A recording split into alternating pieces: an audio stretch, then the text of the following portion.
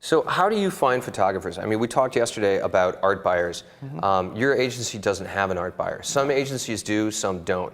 An agency you were in before had an art buyer, and through mergers and some changes, you guys lost your in-house art buyer, but used the company's kind of overlord art buyer, right? Yeah, and a lot of the way that I've experienced it is that even when we had an art buyer, I was still very responsible for finding a photographer. I mean, the art buyer would help with that situation. Like they would also go through workbooks or through their guys they knew or their connections and provide us with portfolios to look at, but it was still up to me to kind of find who I want to work with. But then at Fusion, I mean, we're a much smaller agency, so we don't have an art buyer. So I will end up looking through workbook, or I mean, I get tons of stuff in the mail from different photographers that I will, if I see something that looks like it, we may use in the future, or somebody we may use, I file it away in my desk. How much stuff do you get from photographers? Do you have any way to quantify it? No. Do you get more email or direct mail? Email, probably. Where does it go? What do you mean, where does it go? Does it get dumped right away, or do no, you keep I look some? at it. I look at it. You always look at it all? I mean, I'm not saying I always look at it. Okay. Some days You're too busy, right? So, but yeah, other days I do look at it. I mean, right.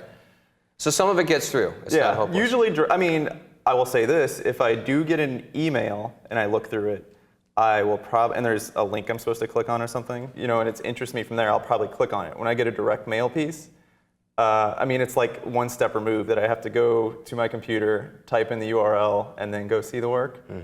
So I mean, I may not do that. All right. See, that's a really good example. Now, my wife is the exact opposite. She's a creative director. She's a designer.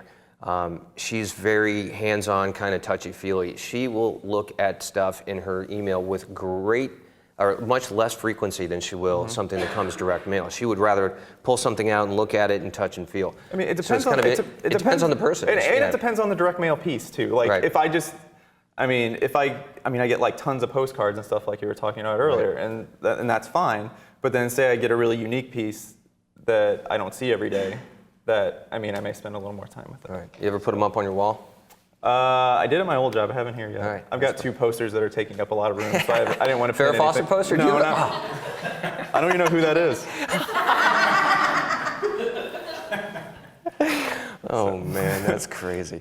I got a question for you. After hearing what Gary and I have done with our website in terms of SEO and trying to guess about how our clients are searching for photographers, are we on the right track with the way you are looking for photographers, or what's going on? I'm trying to think.